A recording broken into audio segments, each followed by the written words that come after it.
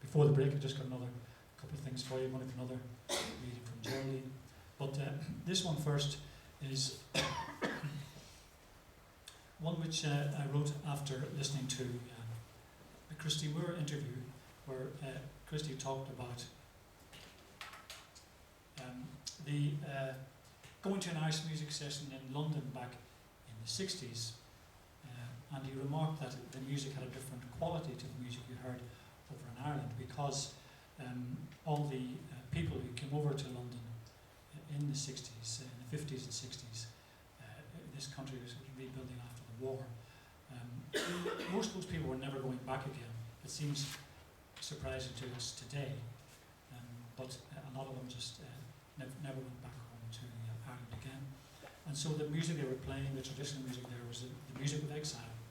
And it was something which they needed to bring them closer to home on the Sunday afternoons or Sunday evenings when we went down to the pub. And so I wrote this in memory of that. And there are certain tunes in Irish tradition which are particularly associated with that time and with that music in London.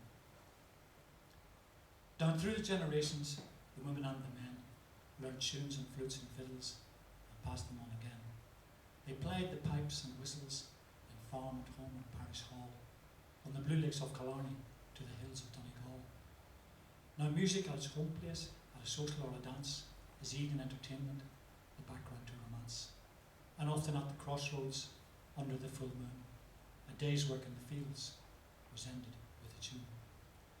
They played farewell to Erin and Navy on the shore, the wind that shakes the barley and the bucks of Erin Moor, as it echoed down the times, the music let them go, to harvest days and holidays and sweethearts long ago.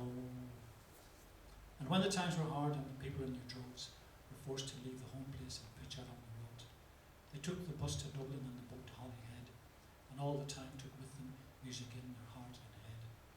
From Liverpool to London, and the building sites and quays, from Birmingham to Glasgow to build the motorways, and far across the ocean to that more distant shore, they took their ancient music to New York and Baltimore. They played farewell to Erin and Navy on the shore, the wind that shakes the barley and the bucks of Erin Moor, as it echoed down the times, the music let them go, to harvest days and holidays and sweethearts long ago. From hostels up in Hackney to flats in Camden Town, they went to Irish bars to sing the Holy Grand.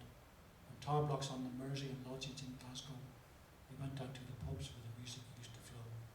And though they've left behind them the mountains and the glens, the rocky shores, the cottages, their families and their friends, and though they'd been transported to a place they don't belong, the things that they held on to were the music, dance and song.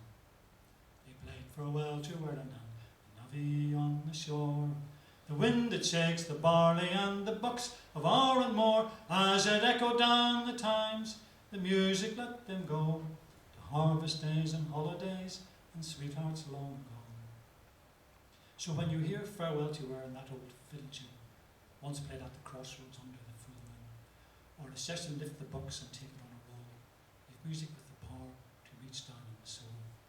The tunes that raised their hopes and banished all their fears, the tunes that we still hear and it echoes down the years, were the tunes that have the magic and the power to pull them back to the home place and the harvest, to the romance and the crack. They played farewell to Erin and Navy on the shore, the wind that shakes the barley and the bucks of Erin Moor, as it echoed down the times, the music let them go, to harvest days and holidays and sweethearts long ago. They played farewell to Erin and Navy on the shore, the wind that shakes the barley and the bucks of Erin Moor, as it echoed down the times, the music let them go, to harvest days and holidays and sweethearts long ago.